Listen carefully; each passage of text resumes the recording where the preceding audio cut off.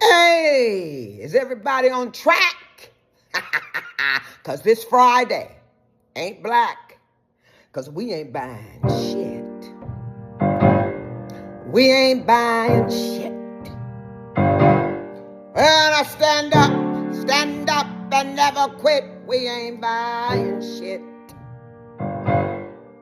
From the 25th of November to the 5th of December. Remember, we ain't buying shit.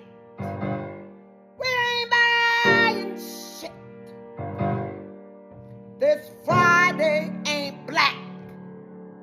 Cause we got each other's back. We ain't buying shit. We ain't buying shit.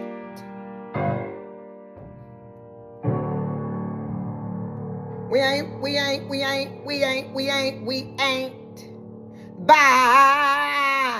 ain't buying. We ain't buying shit. Shaka Khan. Hey. And Meghan are in Montecito, hunched over a laptop like, hold on, love. Let's wait until William and Kate post a blurry photo so we can drop something iconic. Be so fucking serious. The Sussexes aren't running a counter-programming war room. They're running a life. These people are acting like Meghan is waking up at 6 a.m. to check royal traffic reports like, oops, can't go outside today, Kate might sneeze. Girl, please. Harry and Meghan are busy drinking their green juice, raising their babies, signing million-dollar deals, and minding their blessed business. Harry and Meghan aren't trying to outshine anyone. They just operate at supernova levels, while others are just flickering. If their brilliance keeps eclipsing the palace's plans, that's simply gravity doing what gravity does. Meanwhile, every time the palace tries to roll out a look over here moment, Harry and Meghan breathe. Just breathe, and suddenly the internet forgets that Will and Kate exist. That's the kind of charisma the monarchy can't manufacture. There are people who actually think that Meghan, Duchess of Sussex, stole a $1,700 dress from a shoot 3 years ago.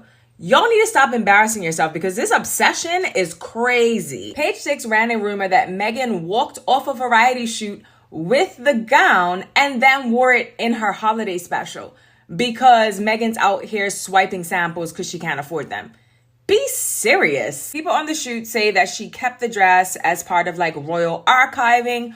Other sources say that's not even a real protocol for royal women. But Meghan's team shut it down. Meghan's team clapped back and said that anything that was taken was approved, documented, and part of her contract. Because of course, nothing was taken without permission. And here's the real issue. Meghan cannot breathe without somebody trying to turn it into a scandal. Designers give celebrities pieces all the time. It's industry standard, not theft. And then to be out here making up stories about Meghan stealing, I honestly hope that she has had conversations with her lawyers and has drafted documents to start suing people. Because what? Because the dress wasn't stolen, but the narrative sure was. I'm Michaela Ian, and that's the Culture Take. This moment will never exist again. Time will never hold itself in this stillness. We waste lifetimes waiting for something greater, forgetting that greater is already here. In the sky that will never look exactly the same. In the faces of strangers who somehow feel familiar.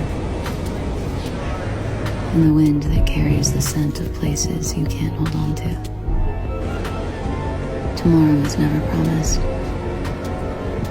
And yet this fleeting instant is enough to hold the weight of eternity. This moment right now will be a memory. People have said my wife saved me. Yeah. You know, I was stuck in this world. Yeah. And she was from a different world and helped sort of draw me out of that. But none of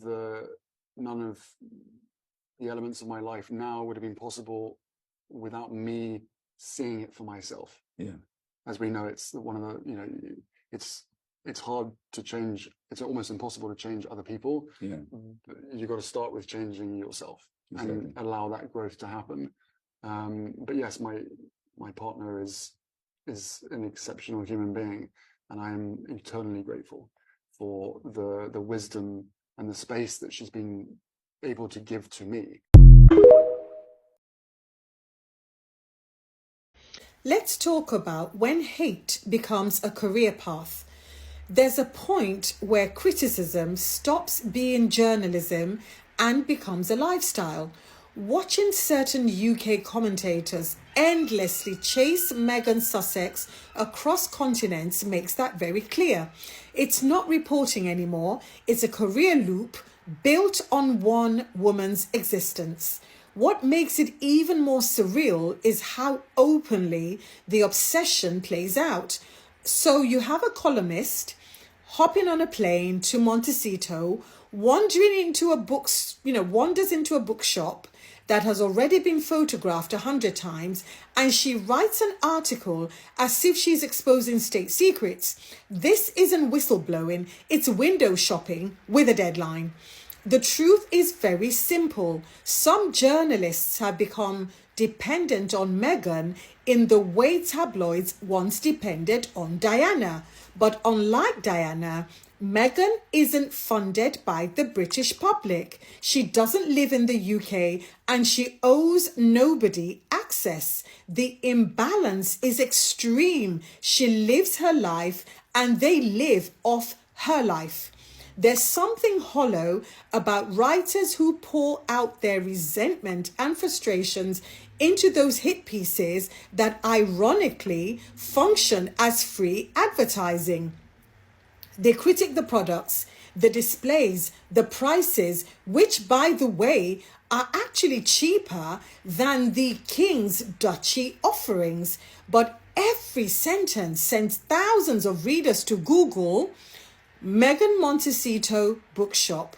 It is the strangest form of fandom, hatred disguised as professionalism.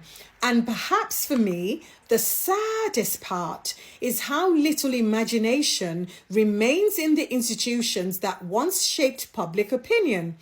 Instead of exposing corruption or holding power to account, they're stalking a woman who left the country over 6 years ago.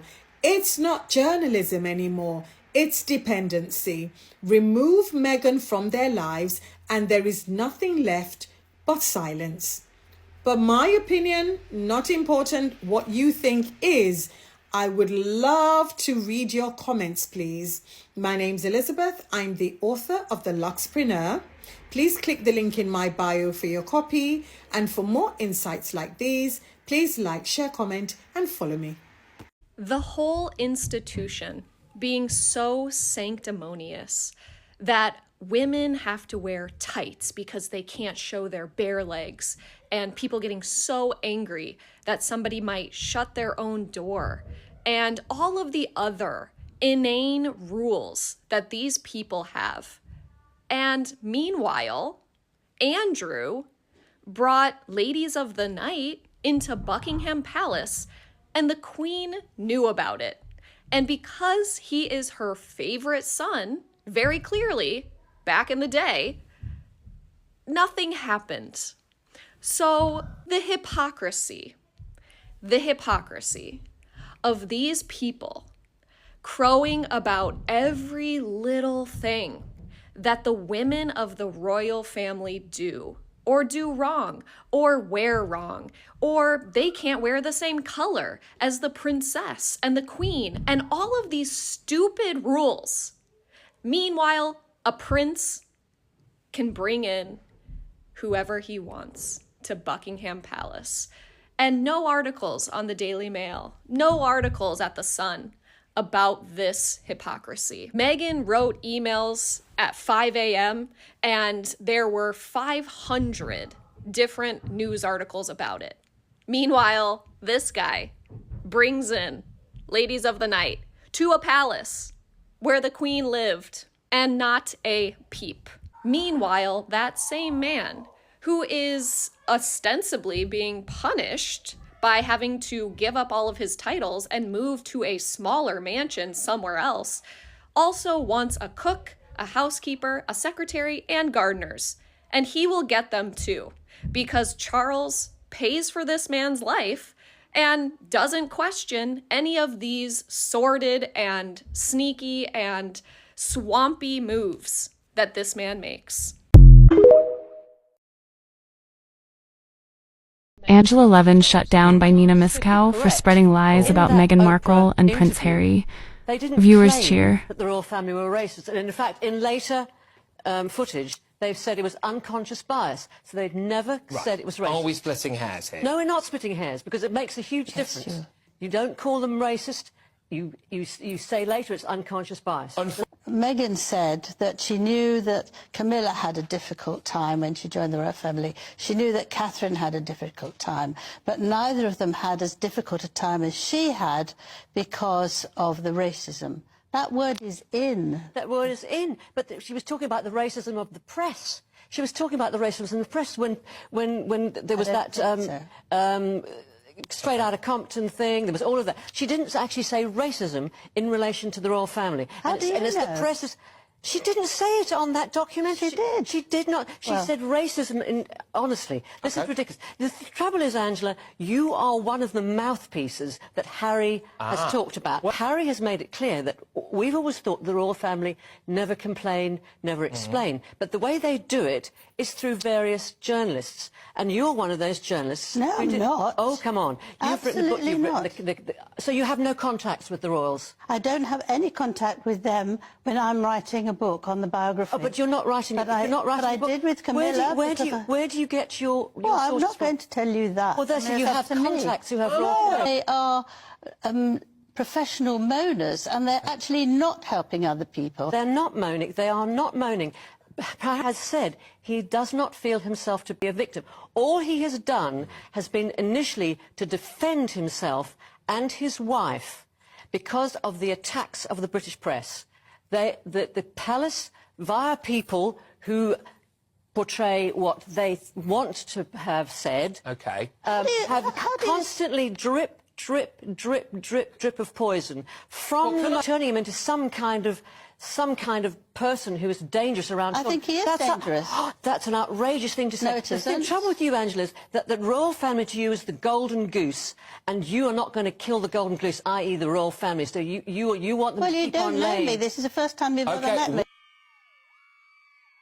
When you listen to Angela Levin's words, I think he is dangerous, about Prince Harry, you immediately realize how far the British media ecosystem has fallen.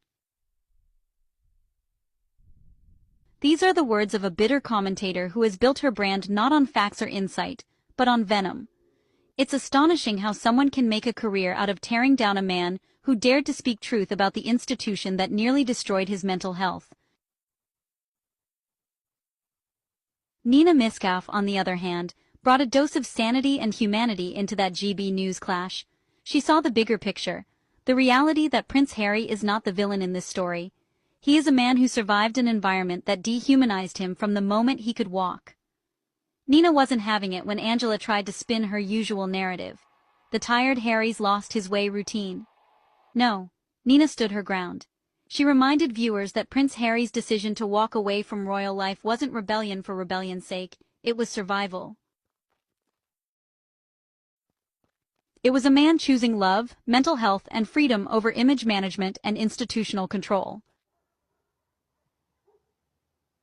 Angela Levin's behavior has become almost, well, performative. She goes from show to show, repeating the same recycled outrage, acting as though she knows Harry personally just because she wrote a book years ago. But, you know, books don't grant you ownership of a person's truth. Angela's portrayal of Harry as dangerous reveals more about her fears than his flaws. She fears the loss of the royal mystique, that glossy image of silent suffering that keeps the monarchy untouchable. Harry shattered that illusion, and Angela has never forgiven him for it. Let's talk about the word she used, dangerous. What is dangerous about a man who speaks openly about grief? What's threatening about a father who just wants his children to grow up free from the same emotional neglect he endured? If that's what Angela calls dangerous, then honestly, we need more danger in this world. We need more people unafraid to say, this is not okay. Nina Miskow, in that fiery debate, didn't let Angela's warped moral compass go unchallenged. She pushed back, calmly, intelligently, and with a grace that, frankly, made Angela look exactly what she has become: obsessed, bitter, and painfully out of touch. You could see it in the tension of that discussion. Angela tried to dominate with her usual shrill authority, speaking about Harry instead of to the issues he raises. Nina, though, turned the spotlight back on empathy. She highlighted what so many refuse to admit. Harry's story has inspired countless men to seek help, to open up, to confront trauma. How is that a bad influence? It's a revolutionary one. Prince Harry is reshaping masculinity, and well, that scares people like Angela who are invested in the old, emotionless model of stiff upper lip Britishness.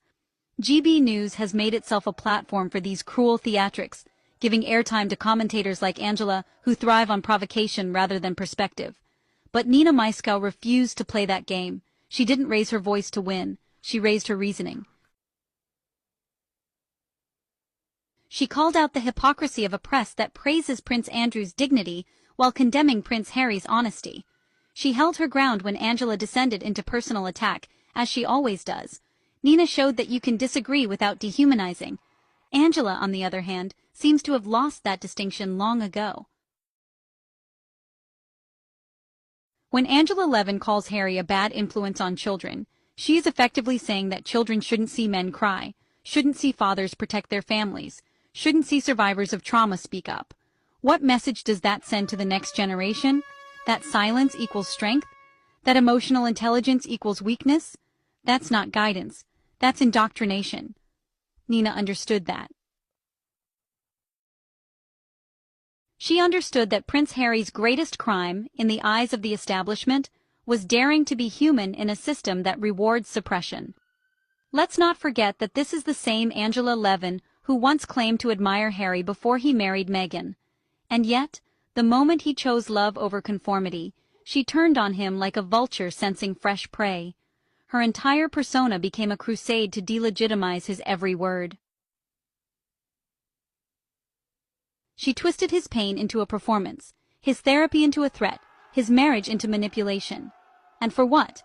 To preserve her access to the media circuit? To keep selling her outrage as expertise? Nina Miskow, unlike Angela, wasn't blinded by that parasitic press mentality. She could see the truth, that Harry and Meghan's story exposed something ugly about British society's relationship with the monarchy. Nina understood that behind every smear headline about Harry being unstable or dangerous lies the same old fear, the fear of progress, the fear that truth-tellers will dismantle the illusion that certain people are beyond criticism. Nina reminded viewers that Harry's decision to step away didn't just protect himself. It sent a message to anyone trapped in a toxic family system: you are allowed to choose peace. Angela Levin doesn't want that message spreading, because it threatens the emotional blackmail that keeps institutions like the monarchy functioning.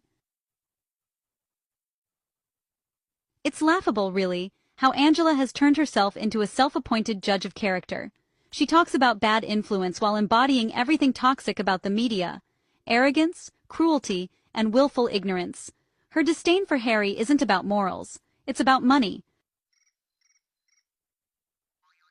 She knows every insult directed at him will trend, every sneer will sell, and every time she calls him dangerous, she's counting on the clicks.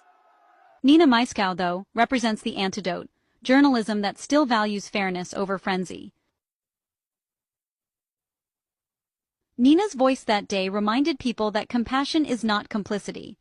Defending Harry doesn't mean idolizing him. It means refusing to dehumanize him. It means seeing beyond the tabloids and recognizing a man who grew up grieving his mother while cameras turned her death into entertainment. That's the same press culture Angela Levin now upholds, the same one Harry has spent years warning us about. Nina wasn't arguing for rebellion, she was arguing for reason. When Angela called Harry dangerous, what she really meant was disruptive. Because, you know, he disrupted the comfort of the British press. He disrupted the idea that silence is noble. And he disrupted the illusion that the monarchy is a fairy tale, rather than a system built on emotional control. That's what Angela cannot forgive him for. Nina Miskow, however, saw that disruption for what it is, healing. Harry's openness is not dangerous, it's contagious. It gives people permission to be human again.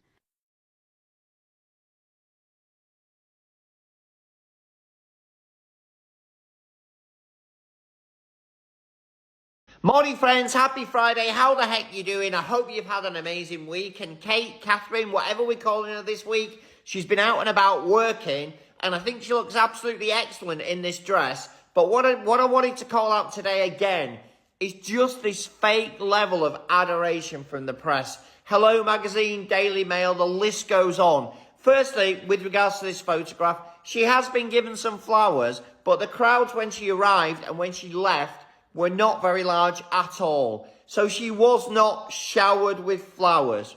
Great journalism, just not actually true. Also, particularly Hello Magazine, talking about her launching this mental health campaign. No, she was there on the day it was launched as a guest, but she's had nothing to do with the research, analysis, construction, delivery, funding, you know, paying for this stuff of the programme. Wasn't there in the start, wasn't part of the embryonic idea, had nothing to do with delivery. And I've said it before and I'll say it again. I don't think this fake praise, this infantilization of Kate, does anybody any favours, including her. My opinion's not important. Comments are open though. Your opinion is. Let me know what you think. Afternoon friends, happy Wednesday. How the heck you doing? I've just been listening to the UK budget on the radio. I don't know whether to laugh, cry or move to Portugal or a combination of all three. I'm serious, I'm not joking, the UK is in a mess. Meanwhile, the royal family seem to be fiscally okay. And even Liz Jones, that famous journalist that always has a lot to say about Meghan, right? He started to get frustrated with William and Kate. Mainly Kate, Catherine, whatever we're calling her today. I actually lose track. Journalists are getting frustrated because it's minimum effort for maximum financial reward. And actually, this headline should say, sorry, but it's now time for the non-working, taxpayer-funded British royal family to stop making excuses. It's not about one of them. It's about their whole persona and the return on investment that we get from them in the UK. They literally cost us £500 million a year.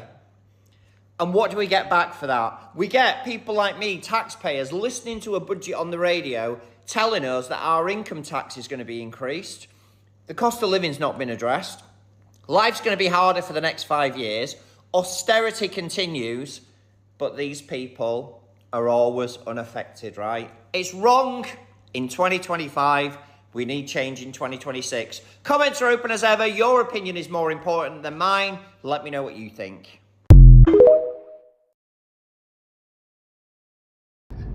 Hello, my people. Lady Rose here. How y'all doing? All my new subscribers, you're welcome. And my returning subscribers, y'all know I love you. It's a Friday today after Thanksgiving. Y'all guys, these people used to call this thing, they still call it Black Friday. And y'all need to search and do your thorough research and find out why they call this thing Black Friday. I ain't going nowhere. I ain't going to buy nothing. I'm not like the idea of Black Friday just makes my head do something that my brain doesn't really like. You know, that trauma runs really deep. I was talking to one of my colleagues, a psychologist, yesterday. She called me to wish me a happy birthday, and I was telling her what happened to what people around those Black Friday. And guess what? This woman is a psychologist, is a black woman, and doesn't know what really the history behind that is. I was so surprised. So yeah, I'm like, it's okay.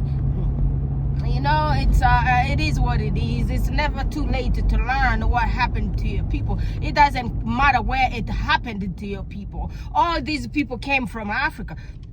all our descendants came from Africa. There are a few other black people in other regions of the world, like in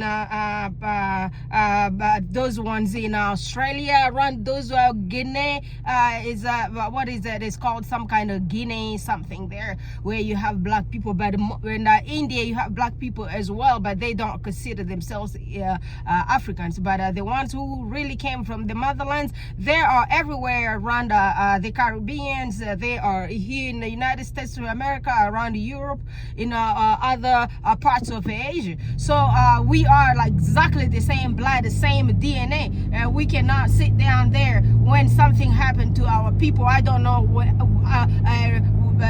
some other part of in other parts of island or other parts of other continent that is 20 a billion miles from us, then we're gonna forget about our history and forget our people. We cannot do that. That's the same DNA, our same ancestors, and all those people suffered the same.